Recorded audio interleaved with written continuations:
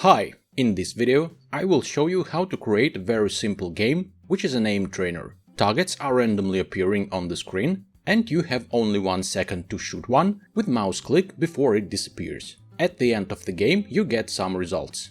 I start from an empty project as usual and set it up step by step. First I create a target. Here I have this yellow circle sprite which I add to the scene. I think it's too big, so I scale it down. I set its scale as 0.25 by each axis. To make it possible to detect a mouse click over this target, I need to add a collider to it. Let it be a circle collider 2D. Targets will be spawned by GameControl game object, which I will create a bit later. Once a target is created, it will behave some way. This behavior will be determined by target script. Let's take a look at it. It's pretty simple. I want this target to stay alive only for 1 second. So, in start method, I invoke destroy method, which will destroy this target in 1 second.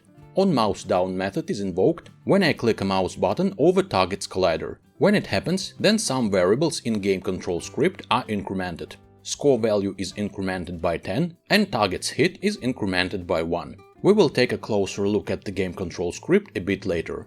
When those values are modified, this target is destroyed. That's the script. I drag and drop this script to target game object. Since I'm going to spawn this target multiple times, I have to have a prefab of it.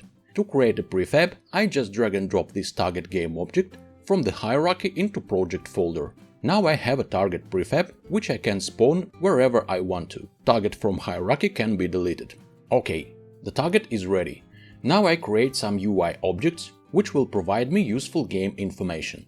First, I create UI canvas, which will contain those UI objects. Double-click to focus on canvas. Here it is. Once canvas is created, I set its scale mode to scale with screen size, so UI elements will be scaled depending on game view size.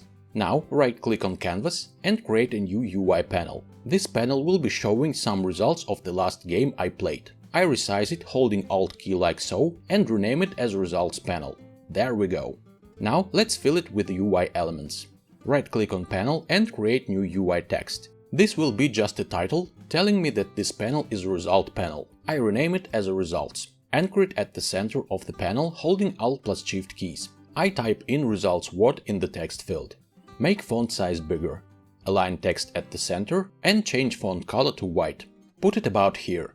Now I create some more informative text objects. I duplicate results object pressing Ctrl plus D keys and rename this new one as score. Text field is changed to show score as well. Text field will be modified with the GameControl script, so this score word is just a placeholder that makes it clear what is this text game object for. I put the score text about here. Duplicate score text object and rename this one as targets hit. This counter will show me how many targets did I hit. I change text field as well and put this text object below score 1. Duplicate targets hit object, rename this new object as shots fired, which means that this object will show me the number of shots or mouse clicks I made. Change text field, put this object here. Duplicate shots fired and rename this new text object as accuracy, so my accuracy will be calculated by some formula and will be shown later. That simple formula will be inspected in GameControl script in a moment. Change text field. Put accuracy object about here. The last UI element in this panel will be a button that will start the game. Right-click on panel and create new UI button. Put it about here. And I change its text element, so plain sign will be written on this button. Make font size bigger. All of the UI elements are not aligned pretty well on the panel, so I select all of them and bring them down a bit, like this. Okay. The last UI object I want to add is a countdown timer that will make me be prepared before the game starts when play button is pressed. Right-click on canvas and create new UI text. I rename it as Get Ready Text. Anchor it at the center holding Alt plus Shift keys. Change its text field. Make font size bigger. Align it at the center. Change font color to white. Here it is. Let me disable Results panel for a moment to show you how Get Ready Text looks like. Okay. Let's get back to the scene. The last game object I need is GameControl 1. I create new empty game object and rename it as GameControl. I reset its position so it appears at the middle of the scene. The only component this game object needs is GameControl script. Let's take a look at it. This script uses UI library to make it possible to control UI elements. Target variable represents a target that will be spawned to be clicked. Serialize field attribute allows me to assign this variable in the inspector. Cursor texture variable helps me to change the default cursor image to aiming cross. Cursor hotspot variable will help me to relocate cursor hot point, which is at the left upper corner of the default cursor sprite, to the center of my cross sprite. Mouse position holds the position of the cursor.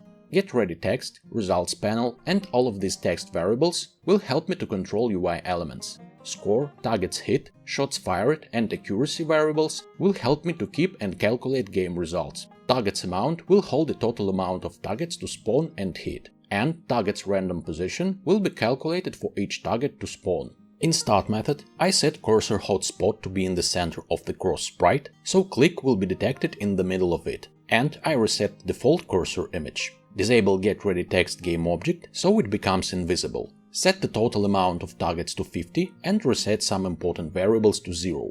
In update method, I check if left mouse button is clicked, and if it is, then I increment shots fired by 1 so each mouse click is considered as a shot when a game is started. Get Ready coroutine will be started when the initial game countdown takes place. It's invoked when getReadyText is enabled. When it's enabled, we will see in a moment. So, inside this coroutine, I go through the loop from 3 down to 1, displaying getReady sign with number of seconds left. Each iteration is paused by 1 second, so I have 3 seconds to make myself ready. Go sign appears when time's up. After that, spawn targets coroutine is invoked. We'll examine this coroutine in a few seconds, but first let's see when getReady coroutine is fired up. It is started by invoking start getReady coroutine method, which will be assigned to play button later on in inspector. So when start button is clicked, then results panel is turned off, getReadyText is on, and getReady coroutine is finally started. I hope this sequence is clear. So when getReady coroutine is over, spawn targets 1 is started. First of all, getReadyText is disabled and some variables are reset. After that, I go through the loop from targets amount down to 1, decrementing that value each iteration by 1, so 50 targets will be spawned one by one. Before a target is spawned, a random position for it is calculated within the screen boundaries. After that, target is instantiated at this position. Each iteration is paused by 1 second, so only one target appears on the screen at a time. When all of 50 targets are out, results panel appears with game results. Here will be score amount displayed, number of targets hit from total amount, shots fired number, and some simple accuracy value calculated from the simple formula. That's the script. Drag and drop this script to game control game object. Select game control, and now I have to fill these slots with corresponding game objects to control those. Target prefab goes to target slot. Drag and drop it here. Cursor texture goes here. GetReadyText goes here. Results panel goes here. Score text goes here, and so on. It's quite important not to make a mistake here, otherwise results will not be shown correctly. Next thing to do is to assign start button to that start getReady coroutine method. Select button. Here in onClick function I hit this little plus sign and drag and drop game control game object into this slot since it has that method in game control script attached. Now here in this function drop down menu I select that game control script and select start getReady coroutine method here. Now when button is clicked, that method will be invoked. I think everything is done and I can hit play. OK. Results panel is on and play button is here. I click it to start the game and countdown timer is not working. But go sign appears and game starts actually. After a couple of minutes I realized that getReadyText container was too small to display the whole sign reading getReady and countdown timer. So I scale it up like so and issue gone. Let's try it again. Hit play. Timer is working now and game starts when time's up. Targets appears one by one with an interval of 1 second. I have to point and click them. Looks easy at the first sight and I do my best to hit every target. But of course I'm not Shroud and I can't shoot them all. When 50 targets are out, the results panel appears showing me my humble achievements. Here I see final score, number of targets hit, number of clicks and accuracy, which is a result of dividing number of targets hit by number of clicks multiplied by 100%. As I can see, percent sign is not showing up.